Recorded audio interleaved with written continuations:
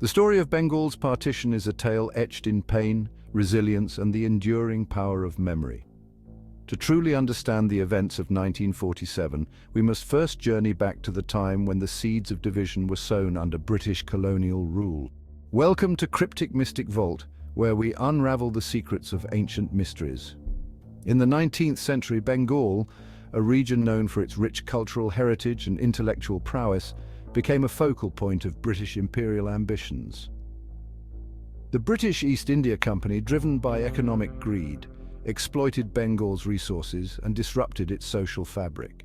The once thriving textile industry was decimated and farmers were forced to cultivate indigo, a cash crop that benefited the colonizers. This exploitation fueled resentment among the Bengali population, who began to question the legitimacy of British rule.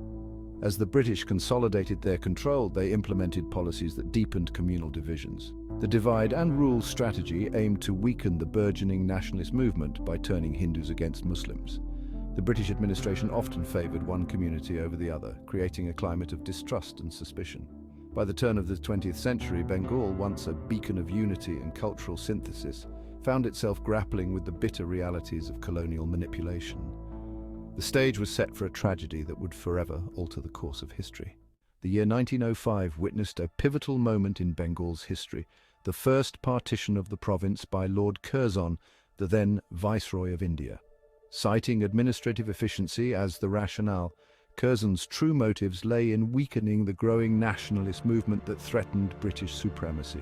The partition divided Bengal along religious lines, separating the largely Muslim eastern region from the predominantly Hindu west.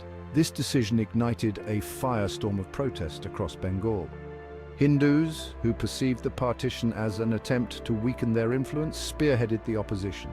What followed was the Swadeshi movement, a landmark chapter in India's struggle for independence.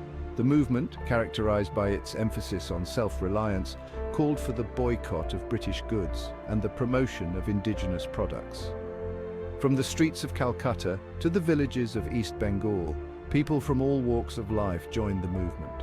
Students abandoned schools, lawyers boycotted courts, and women played a significant role in picketing shops selling foreign goods.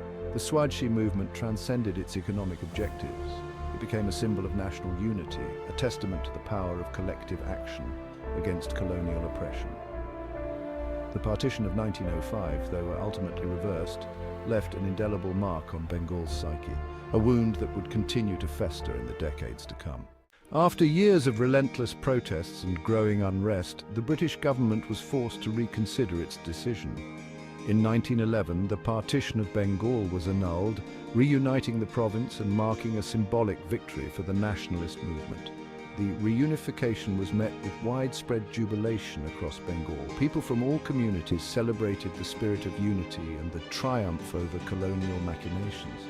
The reunification of Bengal, however, was short-lived. The spectre of division resurfaced with the rise of communal tensions in the following decades. The British, true to their nature, exploited these divisions to maintain their grip on power. The Muslim League, formed in 1906, increasingly advocated for a separate Muslim state, further deepening the communal divide. Despite the reunification, the memory of the 1905 partition lingered.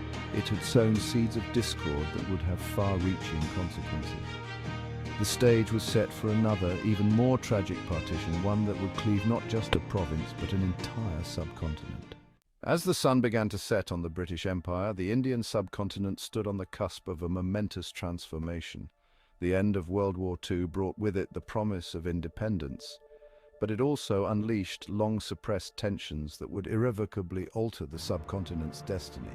The spectre of partition loomed large, fueled by the demand for a separate Muslim state, Pakistan. In 1947, the British government, weakened by war and unable to maintain control, announced the partition of India. The decision to divide the subcontinent along religious lines, with Bengal once again bearing the brunt of the division, had catastrophic consequences. East Bengal, with its Muslim majority, became part of Pakistan, while West Bengal remained with India. This decision, hastily implemented and poorly planned, unleashed one of the largest mass migrations in human history. Millions of Hindus, Muslims and Sikhs found themselves on the wrong side of the newly created borders. forced to abandon their homes and seek refuge in what they hoped would be safer havens.